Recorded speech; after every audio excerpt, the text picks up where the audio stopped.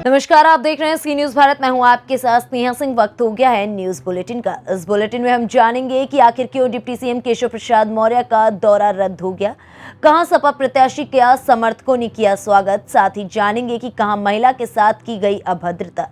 ऐसी तमाम खबरों पर विस्तार से करेंगे चर्चा। तो चलिए शुरू करते हैं खबरों का सिलसिला। बिजनौर में आज डिप्टी सीएम केशव प्रसाद मौर्य का दौरा तकनीकी खराबी के कारण रद्द हो गया है। बिजनौर की विधानसभा नजीबाबाद विधानसभा नेटोर में मतदाताओं से संवाद करने के लिए केशव प्रसाद मौर्य को पहुंचना था, लेकिन मौसम में खराबी होने के कारण डिप्टी सीएम केशव प्रसाद मौर्य बिजनौर नहीं पहुंच पाए, जिससे कार्यक्रम में सभी कार्यकर्ताओं को मायूस होकर लौटना पड़ा। विधायक जी, आज प्रभावी मतदाता संवाद कार्यक्रम के तहत डिप्टी सीएम केशव प्रसाद मौर्य का रद्द हो गया है, क्या मामला? आज हमारे नेटौर विधानसभा में और नगीना विधानसभा में आदरणीय केशव प्रसाद मौर्य जी का प्रोग्राम था। किसी वजह से उनका जो हेलीकॉप्टर है वो दिल्ली से नहीं उड़ पाया है, तो उन्होंने फ़ोन पे हमारे सभी लोगों को संबोधित करने का काम किया, अपना मार्गदर्शन देने का काम किया है। हम उनका हृदय से आभार व्यक्त करते हैं। तकनीकी खराबी कहीं भी हो सकती है, तो मैं उनका हृदय से आभार व्यक्त करता हूं। और उन्होंने हमें आश्वासन दिया है कि विधायक जी जल्दी से जीत करके आइए। 14 तारीख के बाद में जब 10 तारीख को रिजल्ट आएगा फिर वो हमारी विधानसभा में आएंगे और हम सबका मनोबल बढ़ाने का काम करेंगे। आप ये देखिए, आप लोगों से मेरा हाथ जोड़ करके ये निवेदन है कि आप लोग अच्छे से नेटौर विधानसभा वासियों से मैं कहना चाहता हूं कि तीसरी बार चुनाव लड़ रहा हूं, तीसरी बार ताकत के साथ में इस बार जिता दो, वोट ज़्यादा से ज़्यादा दिला दो। आदरणीय मुख्यमंत्री योगी आदित्यनाथ जी और केशव प्रसाद जी हमें निराश नहीं करेंगे। इस बार ज़रूर हमारी नेटौर विधानसभा को कोई ना कोई सम्मान मिलने का काम होगा। मैं सभी का हृदय से आभार व्यक्त करता हूँ। पहली बार आपने 20,000 वोटों से जिताया, दूसरी बार आपने लगभग 23,000 कुछ वोटों से जिताया। इस बार तो 1 लाख से पार कर दो और बस मामला पार हो जाएगा। फिर देखना, योगी जी इतने संत हैं, वो हम लोगों को जरूर सम्मान देंगे, इस विधानसभा को जरूर सम्मान देने का काम करेंगे। मैं अपने पत्रकार बंधुओं का सभी का हृदय से आभार व्यक्त करता हूँ कि जिन्होंने इस प्रोग्राम में हिस्सा लिया है और हमारी बात को जन जन तक पहुंचाने का काम किया है। मैं अपने पत्रकार बंधुओं से भी ये कहना चाहता हूं कि कभी भी हमसे भूल चूक में कोई गलती हो जाती है तो हम भी आपके भाई हैं, आप चौथा स्तंभ हो और हम आपके साथ में कंधे से कंधा मिला करके खड़े हुए हैं। ईमानदारी के साथ में आपकी सेवा करने के लिए तैयार हैं। बस आपसे निवेदन इतना ही होता है कि आप हमें सहयोग करिए, हम आपको सहयोग करने का काम करेंगे। आज हमने करीबन 250 लोगों की लगभग प्रोग्राम था हमारा, 200-250 लोगों का, जो कि कोरोना के हिसाब से जो गाइडलाइन है उसी के तहत हमने लोगों को बुलाया था और लगभग हमारे उतने ही व्यक्ति थे। अभी हमें प्रचार प्रसार के लिए जाना है और हमने उसमें भी कोरोना गाइडलाइन का पालन करते हुए आगे बढ़ना है। मैं आपका हृदय से आभार व्यक्त करता हूँ, अपनी नेटौर जनता का हृदय से आभार व्यक्त करता हूँ और उनसे भूल चूक के लिए मैं क्षमा चाहता हूँ। लेकिन योगी और मोदी जी के लिए उनसे प्रार्थना करता हूँ कि जो मुझसे गलती हुई है उसे माफ़ करें। अपना वोट योगी और मोदी के नाम पर भारतीय जनता पार्टी का कमल खिलाने का काम करें। 14 तारीख को सब लोग अपना मतदान करें और 10 मार्च को हमारा कमल खिलेगा। नेटौर विधानसभा में पुनः भारतीय जनता पार्टी की सरकार प्रदेश के अंदर में बनेगी। आप सबका मैं हृदय से आभार व्यक्त करता हूँ। आप सभी को बहुत बहुत धन्यवाद। सभी को जय हिंद, जय भारत। बिजनौर से सी न्यूज संवाददाता सलीम हाशमी की रिपोर्ट। यूपी के बाराबंकी जिले के दरियाबाद विधानसभा कस्बे में समाजवादी पार्टी के पूर्व कैबिनेट मंत्री व विधानसभा दरियाबाद के प्रत्याशी अरविंद सिंह गोप का कार्यकर्ताओं ने जोरदार स्वागत किया। आपको बता दें कि सपा नेता जामी चौधरी के आवास पर सभी कार्यकर्ता एकत्रित होकर पूर्व मंत्री गोप का स्वागत किया। इस दौरान अरविंद सिंह गोप ने क्षेत्र के सपा कार्यालय का भी उद्घाटन किया। क्या प्लानिंग है, कैसे आपको? देखिए, क्या है कि आज की तारीख में जो प्रदेश में हालात चल रहे हैं, तो भारतीय जनता पार्टी ने जो माहौल बनाया हुआ है, जो नफ़रत की सियासत और नफ़रत की पॉलिटिक्स भारतीय जनता पार्टी कर रही है। अभी मैं इधर से आ रहा था बाराबंकी से, तो महमूदाबाद की तरफ से जो सड़क बनी हुई है तो लग ही नहीं रहा था कि वो गड्ढों में सड़क है या सड़क में गड्ढे हैं। तो हमारे नेता आदरणीय अरविंद कुमार सिंह गोप साहब जो दरियाबाद से इलेक्शन लड़ रहे हैं, तो उनके स्वागत में हम लोग आए हैं, ये सच है। लेकिन उनका असली स्वागत और असली हार उनके तब पड़ेगा जब यहाँ से इंशाल्लाह वो भारी बहुमत से जीत करके विधानसभा में जा करके दरियाबाद के अवाम के मसले उठाएंगे, तब जा करके हम लोग असली स्वागत उनका मानेंगे। और वैसे अभी आ रहे हैं वो, हम लोग सब लोग उनका स्वागत करने की तैयारी में हैं। जामी हैं, इन्होंने यहाँ पर इंतज़ाम किया हुआ है। ये छोटे भाई हैं हम लोगों के, बहुत ही तेज़ तर्रार और एक्टिव समाजवादी पार्टी के कार्यकर्ता हैं। तो इंशाल्लाह ताला अच्छा रिस्पांस यहाँ से मिलेगा। बाराबंकी से सीनू संवाददाता मोहम्मद अरशद की रिपोर्ट। हाथरस जिले में आज कलेक्ट्रेट पर विधानसभा चुनाव 2022 को लेकर के प्रत्याशी समाजवादी पार्टी 78 के प्रत्याशी ब्रजमोहन राही को टिकट मिलने पर उनके समर्थकों द्वारा फूल माला पहनाकर जोशीला स्वागत किया गया। इस मौके पर विजय सिंह प्रेमी, ललन बाबू, एडवोकेट सीपी शर्मा, लवकुश भारद्वाज व अन्य लोग उपस्थित रहे। समाजवादी पार्टी एक परिवार है, ठीक है ना, और सभी अखिलेश जी के लिए काम करते हैं। हमारे राष्ट्रीय अध्यक्ष जी के लिए माननीय अखिलेश यादव जी को इस प्रदेश का मुख्यमंत्री बनाना चाहते हैं सभी लोग, और जो विरोध कर रहे हैं वो मेरे भाई हैं, मैं उनको बनाऊंगा। और वो मेरा विरोध नहीं कर रहे, और मेरी उनसे बात भी हो चुकी है। बोले कुछ नहीं, हम दूसरों की बातों में आ गए थे, इसलिए हमने आपका विरोध कर दिया, बाकी कोई बात नहीं। सारी पार्टी, सारा दल और तीनों जो हमारा गठबंधन है, चाहे वो समाजवादी पार्टी, महान दल और लोक दल, सभी तीनों दलों के लोग हमारे साथ हैं, पदाधिकारी साथ हैं, कार्यकर्ता साथ हैं। क्या क्या प्राथमिकताएं आपकी रहेंगी? आप अधिवक्ता भी हैं और पहले भी चुनाव लड़ चुके हैं और 2 दशकों से ऊपर से आप यहाँ की राजनीति में हैं। देखिए, हाथरस विधानसभा का बहुत बुरा हाल है। सारी सड़कें टूटी हुई हैं, सारे खरंजे उखड़े हुए हैं और बहुत बुरा हाल है। आप ये मान लो, पानी की समस्या है, खारे पानी की यहाँ समस्या है, नल है नहीं। आप ये मान के चलिए कि हाथरस विधानसभा का पता नहीं क्या हाल है। लेकिन अगर हमारी सम्मानित जनता ने मुझे यहाँ से आशीर्वाद दिया, और आशीर्वाद दे रही है, ऐसा नहीं है, आशीर्वाद दे रही है और मुझे ही आशीर्वाद देगी, मैं ही विधायक बनूंगा यहाँ से। ये जनता ने तय कर लिया है कि भारतीय जनता पार्टी को हमें यहाँ से उखाड़ फेंकना है, और विकल्प के रूप में केवल ब्रजमोहन राही है, वही समाजवादी पार्टी साइकिल पर मोहर लगाएंगे।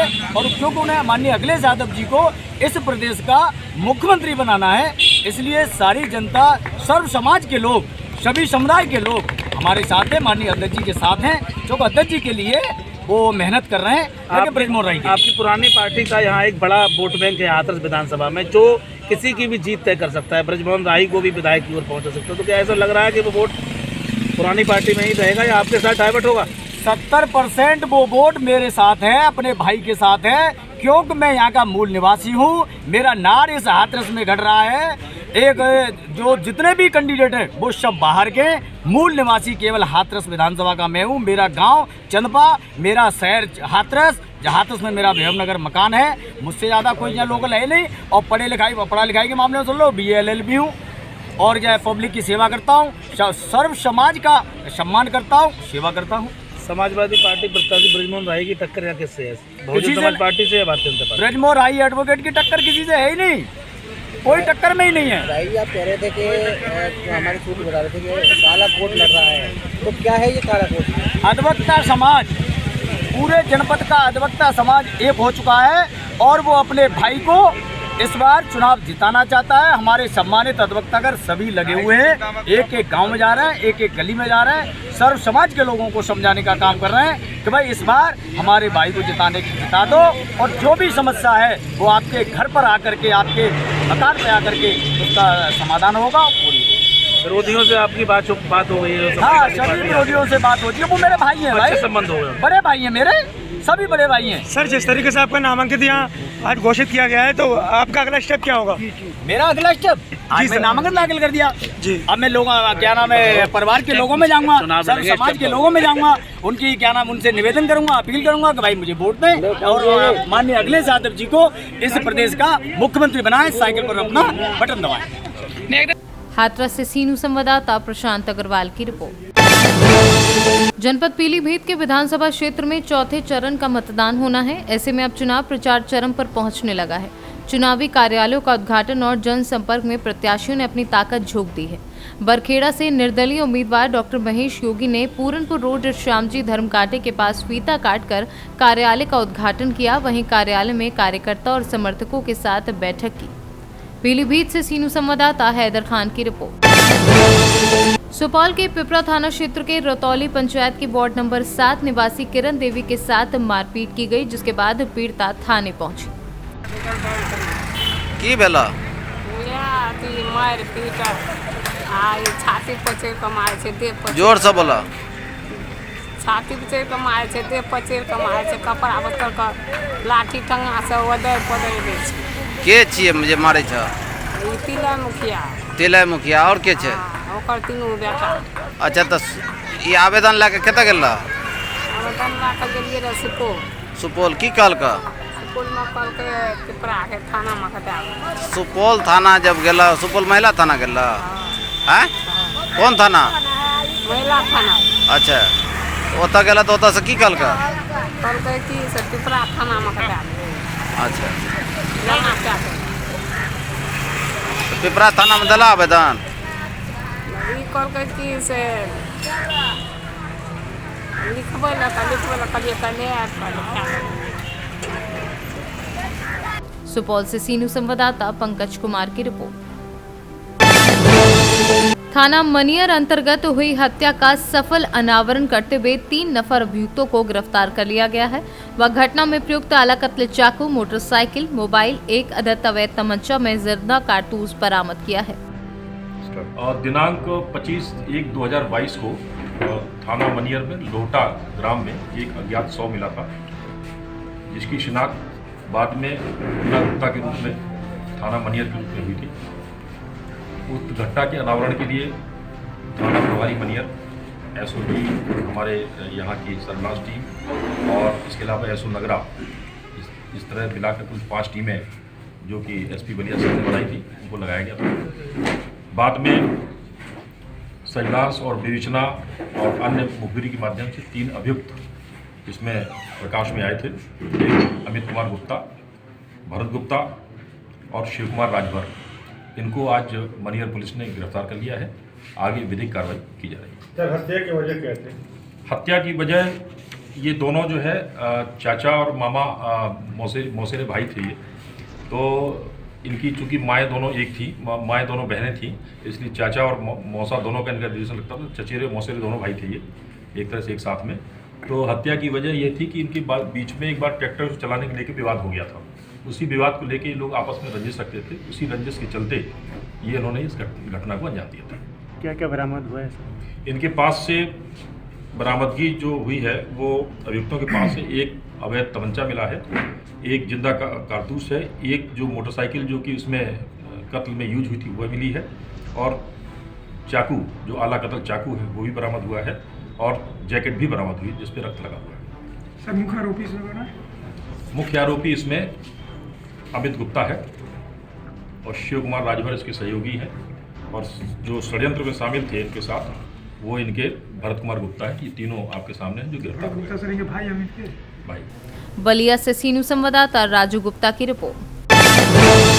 मुक्तिधाम गंगा घाट पर रहने वाले पंडितों द्वारा लगातार नगरपालिका ईओ को घाट पर पीने के पानी के लिए हैंडपाइप लगवाने के लिए लिखित में पत्र दिया, लेकिन अब तक नगरपालिका के तानाशाह अधिकारी और चेयरमैन के द्वारा कोई सुनवाई नहीं की गई है। नगरपालिका बलिया के अध्यक्ष के द्वारा अवहेलना का शिकार हुए गंगा तटीय पंडा समिति ने अपने फंड से नल का व्यवस्था किया है, जो कि बार बार जो है नगरपालिका के यहाँ जाने पर हम लोगों की अवहेलना होती रही, और इस शमशान घाट के लिए कोई नल का देने का कार्य नगरपालिका के अध्यक्ष और ईओ द्वारा और जलकल विभाग और जल निगम द्वारा हमेशा अपेक्षित कर करके और बार बार इसका जो है अवहेलना करते हुए इस कार्य को किया है। गंगा तटीय पंडा समिति इसका हृदय से निंदा करती है और इसका विरोध करती है। इस तरह की अगर रवैया अगर बलिया के ईओ द्वारा, नगरपालिका अध्यक्ष द्वारा, जल निगम द्वारा अगर की गई तो इसके लिए हम लोग आंदोलित होंगे। धन्यवाद। बलिया से सीनू संवाददाता राजू गुप्ता की रिपोर्ट। हाथरस जिले में विगत 28 जनवरी को शुक्रवार को कलेक्ट्रेट पर विधानसभा चुनाव 2022 को लेकर भाजपा प्रत्याशी 78 से सुरक्षित सीट एंजेला मा को टिकट दी गई और इस मौके पर भारी संख्या में प्रत्याशियों ने फूल माला पहनाकर उनका स्वागत किया। भारतीय जनता पार्टी की कार्यकर्ता होने के नाते नेतृत्व के आदेशानुसार मैंने हाथरस सुरक्षित विधानसभा से आज नामांकन किया है। मैं हाथ जोड़कर प्रार्थना, वंदन और अभिनंदन करती हूँ कि आइए मेरा सहयोग कीजिए, समर्थन कीजिए, मुझे शुभकामनाएं दीजिए और आशीर्वाद दीजिए। पूर्ण आशीर्वाद और शुभकामनाओं के बल पर मैं ये बहुत बड़ी लड़ाई है, बहुत बड़ा यज्ञ है। एक एक व्यक्ति के इस यज्ञ में आहुति, एक एक व्यक्ति का वोट, एक एक व्यक्ति का समर्थन, एक एक व्यक्ति की शुभकामनाएं और आशीर्वाद मेरे लिए बहुत अधिक आवश्यक है। और मैं विनम्रता पूर्वक, अभिवादन पूर्वक ये कहना चाहती हूँ कि आइए और कृपया मेरे साथ मेरा सहयोग करिए। किससे मानती हैं आप? बाकी जो दलित प्रत्याशी और भी थे, जो दलित लोग हैं भाजपा के, जो टिकट लाइन में भी थे, वो भरपूर विरोध कर रहे हैं आपका और लगातार विरोध जारी है। वो आप प्रसन्न क्यों हैं? कैसे जो है वो करेंगे आप? कैसे करेंगे? मैं ये कह रही हूँ, भारतीय जनता पार्टी का एक एक कार्यकर्ता मेरे साथ है, मेरे साथ तन मन से खड़ा हुआ है, बिल्कुल चट्टान की तरह अड़ा हुआ है।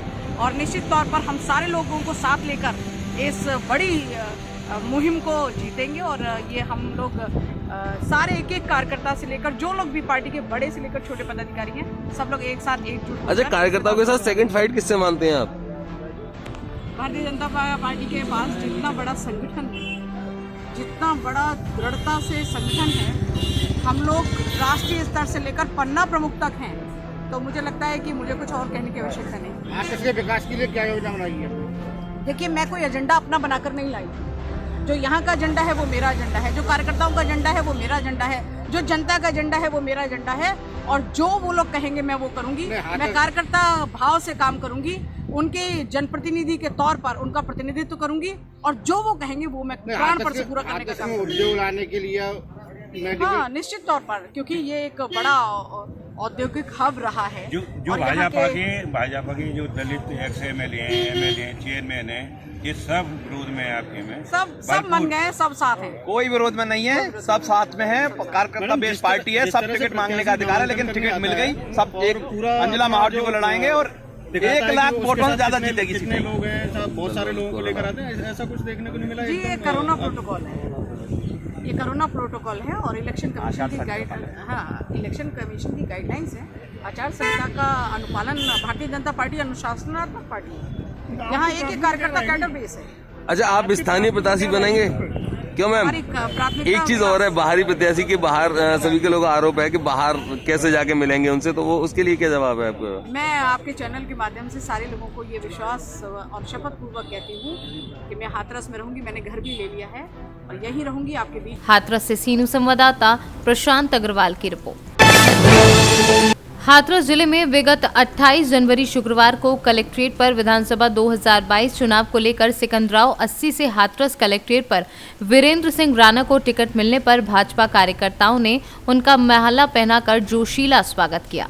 जनता के लिए, सिकंदराव के विकास के लिए जी आप पिछली बार विधायक रखते हैं, अब ऐसी कौन सी योजना है जिससे सिकंदराव क्षेत्र का विकास हो? देखो, भारतीय जनता पार्टी का दूसरा नाम ही विकास है। जितना विकास हमारी पार्टी में हुआ है, हमारे शासनकाल में हुआ है, शायद 20 साल पिछली सरकारों ने कोई विकास नहीं कराया। हमने भरसक प्रयत्न किया है कि विधानसभा चौमों का विकास हो। महामारी के चलते, कोरोना महामारी के चलते कुछ विकास में बाधाएं आई, लेकिन उसके बाद भी हम दृढ़ संकल्प से कह सकते हैं। विरोध और है आपका, उसको कैसे शांत करेंगे? कैसा विरोध है? कोई विरोध नहीं, हमारा कोई जनता में हमारा कोई विरोध है ही नहीं। ग्रामीणों को हमारी जनता का आशीर्वाद पहले भी मिला था, हमको फिर मिलेगा। फाइट किससे मानते हैं अपनी आप? जी, फाइट किससे मानते हैं अपनी? फाइट तो हमारी फाइट तो किसी से नहीं है। अभी आप सामने अभी प्रत्याशी आए, उसके बाद मालूम पड़ा कौन कौन प्रत्याशी किस पार्टी से है, क्या है। ये तो फाइट तो जनता। तो मुद्दे क्या रहेंगे अहम? मुद्दे ये हैं, जो विकास कार्य छूटे हैं हमारे, आगे चल के उनका विकास कराएंगे। पार्टी ने आपको पुनः मौका दिया है, किस प्रकार आप खड़ा करना चाहोगे? देखो, पार्टी ने जो हमें दोबारा हमारे ऊपर विश्वास किया है, इसके लिए मैं अपने संगठन भारतीय जनता पार्टी और भारतीय जनता पार्टी नेतृत्व का बहुत बहुत आभारी हूँ, क्योंकि उन्होंने मुझे दोबारा इस लायक समझा और आगे भी जिस निर्देश से जो हमारी सरकार की मंशा है उस हिसाब से हम काम करेंगे और उसी का परिणाम है कि हमें दोबारा भारतीय जनता पार्टी ने विधानसभा सिकंदराऊ का प्रत्याशी बनाया है। धन्यवाद सर। हाथरस से सीनू संवाददाता प्रशांत अग्रवाल की रिपोर्ट। फिलहाल इस न्यूज बुलेटिन में बस इतना ही। देश दुनिया की ऐसी तमाम खबरों को देखने के लिए बने रहें सी न्यूज भारत के साथ।